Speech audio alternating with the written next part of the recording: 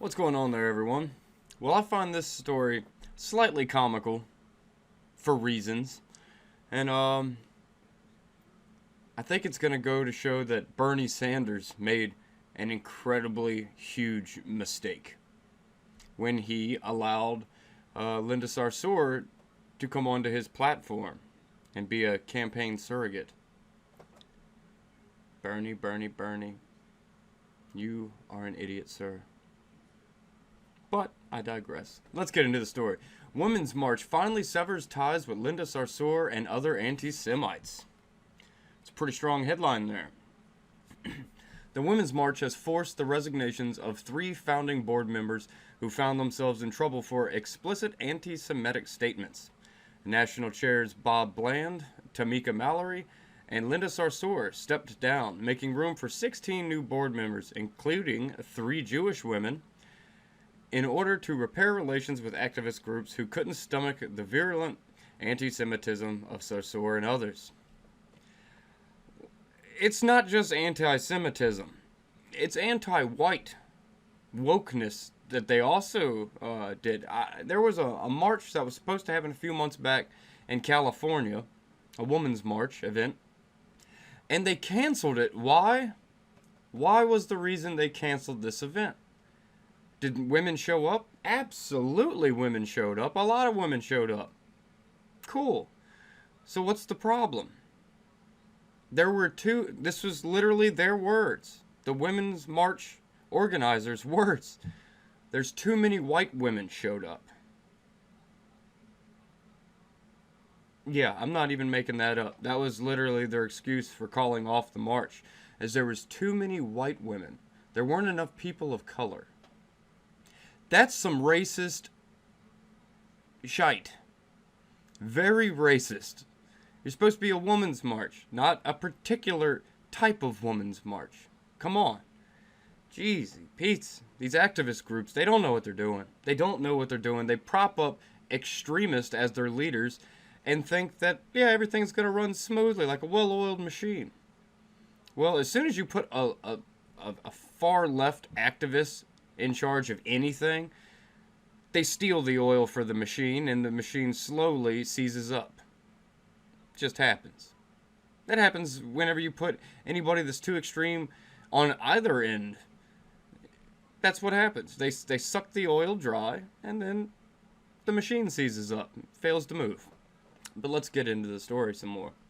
From Fox News, while 3 are no longer pictured on the website's board of directors page, the organization has been slow to announce the reported departures officially. Each was expected to transition off of the Women's March board and into projects focused on advocacy within their respective organizations, the organization said Monday in a statement obtained by the Post. Many of the new board reportedly acknowledged mistakes and missteps in the past, though they didn't provide specific instances. Under the previous leadership, the Women's March was regularly under fire for its ties to anti-Semitic groups and comments deemed anti-Semitic. Yeah, because these far-left progressives are crazy people.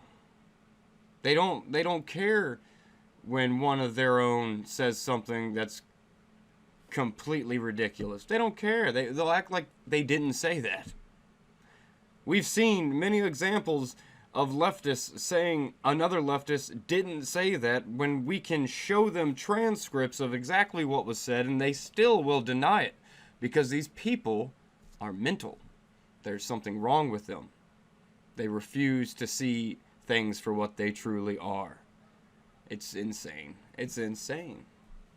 Among other things, Mallory effusively praised the radical anti-Semite Louis Farrakhan, and Bland noted several times that the power of the Jewish establishment over politics. But it was Sarsour who rightfully drew the most heat. The pro-woman Palestinian activist once threatened to remove the genitals of 2 political opponents, including the Muslim women's rights activist Ayaan Hirsi Ali, because they don't deserve to be women. What? She regularly made the most outrageous anti-Semitic comments, repeating lies and exaggerations about Israelis' treatment of Palestinians. You know what always makes me laugh when it comes to these Palestinian supporters and whatnot? They are they are very vocal in their support for the Palestinians. Okay, that's fine. No problem with that at all, you know? If you go for it. I don't see no harm in that. But when you're dead set on supporting the Palestinians and then you come out to try to crucify pro-Israeli people, do you not see the lunacy there? The hypocrisy? Do y'all are people not getting that?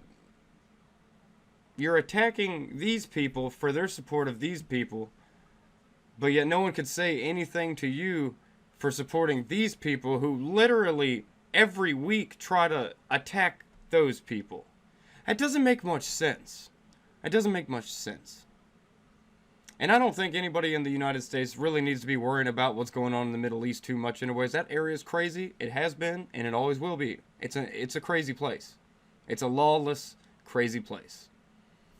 Will it ever change? I doubt it. I doubt it. I doubt it. They're very far behind the West, and I don't think they're ever going to catch up. Incredibly, she never seemed to get the economy of advocating for women's rights while praising the way that Islam treats women. Because we all know they're swell to their ladies over there. As long as their ladies don't show their skin in public. You know, a woman's word is equal to pretty much nothing.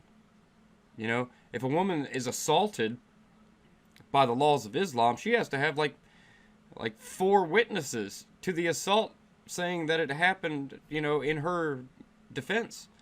That's not right. That's not right. Women under Islam are treated horrifically. I mean, come on. They live in, we'll just go with the Middle Eastern people. They live in the Middle East where it's hot and dry, and they make them wear black trash bags, like pretty much. Polyester, black, head to toe. That's not even nice. Give them something nicer to wear if you're gonna make them cover themselves in the first place, which I don't think is right, and it's incredibly stupid in my opinion. But, you know, yeah, and female genital mutilation, oh, that's fine. Come on. Come on. There are no women's rights in the Islamic world. There really aren't. You know, they take them away. Was it Saudi Arabia? I don't know if it was Saudi Arabia. Could have been. But they just, one of those Middle Eastern nations just recently took the right to have a driver's license away from women. But yep, let's support those people in the name of women's rights. Come on. Come on. In 2017, the Women's March celebrated the birthday of the notorious cop killer, Assata Shakur, who was convicted for murdering state trooper Werner Forster in 1979. That's who I want to support. People that support cop killers.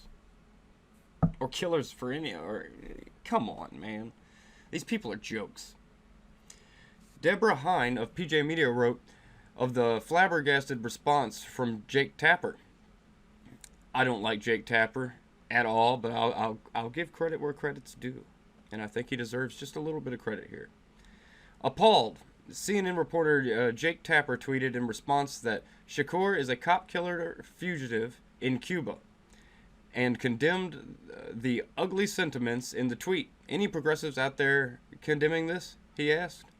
Sarsour tweeted back that Tapper joins the ranks of the alt-right to target me online. Welcome to the party. Because to disagree with Sarsour is to join the ranks of the alt-right, according to Sarsour. We see this from all the left-wing activists. If you disagree with them, you are a Nazi, bigot, fascist, this, that, and the other, this, that, and the other, this, that, and the other. A bunch of nonsensical, hollow words. They've taken the meaning from these words and made them to where they're just like a chocolate bunny on Easter. You get excited thinking you got a lot of chocolate, you smack it and it cracks to reveal it's hollow inside. What took the Women's March so long to finally get rid of these kooks? We should never forget that being a liberal means never having to say you're sorry. It also means the people united, will never be defeated, and so forth. Yeah. They didn't take the action earlier because they didn't have to. There was no pressure from the major liberal activist groups to get rid of the haters. There was no media pressure to speak of. After the initial hubbubaloo died down, all seemed well in the organization. We've also seen this numerous times from the Democratic Party and the leftists. They refuse to police their own. In contrast, when a Republican comes out and says something even slightly off color, it doesn't even have to be a full-fledged radical anything. It doesn't have to be that radical. But if it's something that shouldn't be said from a person of power, we kind of give them the boot, because we don't want to associate with a lot of that stuff at all. Except there was a bubbling beneath the surface where individual women and local organizations dropped out of participation. I tell you what, out of participation in the Women's March because of the stink of anti-Semitism coming up from the group. The organization finally bowed to the pressure from below and essentially kicked the three upstairs. The Women's March was born out of the hysterical belief that Trump and Republicans would make abortion illegal, limit hard-earned rights, and take away birth control pills, among other exaggerated concerns. Yeah, abortion, as much as I hate it, and as much as most conservatives can't stand it, I think we all agree that it's going to be here to stay in some form or the other. And it's a bummer, but, what can we do? We've damn near exhausted ourselves on that fight. Now that this has proven not to be the case, they're stuck advocating for late-term abortions and other more controversial issues. It's a dying movement, and getting rid of the anti-Semites is too little, too late. I agree with the sentiment that it is a dying movement. People have gotten really fed up with activism here lately. I am one of them. Every dang day I'm reading some stupid activist group did something stupid or said something stupid. It's like, people, if you want to be an activist, just don't do it. You're wasting your time and you're wasting your life.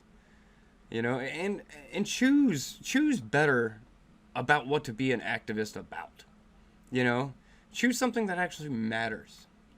Be an activist for the Constitution. Read it. First off, I don't think a lot of people on the left actually have read the Constitution. Read the Constitution, and you will see that everyone is protected under it. It doesn't matter if you're a woman, a man, a gay woman, a trans man, a trans woman. It doesn't matter. You're still a human being, which is protected under our Constitution. I think a lot of your arguments and everything could be settled, for the most part, by actually reading the laws of the land and our Constitution, the Bill of Rights, all these government documents. Read them, and you will see that you are also protected under them. You're a United States citizen. You get to relish in the knowledge to know that the United States government generally has your back when it comes to protections. I just don't understand why we have to have all these groups all the time. I just don't get it. Stop with the group mentality. Stop with the group think. Stop with the tribalism. You're surrounding yourself with bubbles of like-minded people. That's not how you get things done, actually. It feels good to be surrounded by people that are in your ideological bubble. It feels real good, People agree with you. People pat you on the back. But when you're out there actually trying to get your message across, you're only speaking to those people in the way you rant and rave and act fools. You're only speaking to the people in your ideological bubble. You need to tighten up. If you're going to be an activist, like I said, do it right. Don't be bombastic and ridiculous. Don't try to cause scenes just to get social media points and this, that, and the other. No. Go out there, be respectful of everybody, even us heterosexual white males, and you know what? we might listen. Because I can tell you, the way y'all act now, we're not going to listen. We're going to turn the other cheek and walk away, saying these people are crazy. If you want to be a real activist, come up with a real message after reading all the facts.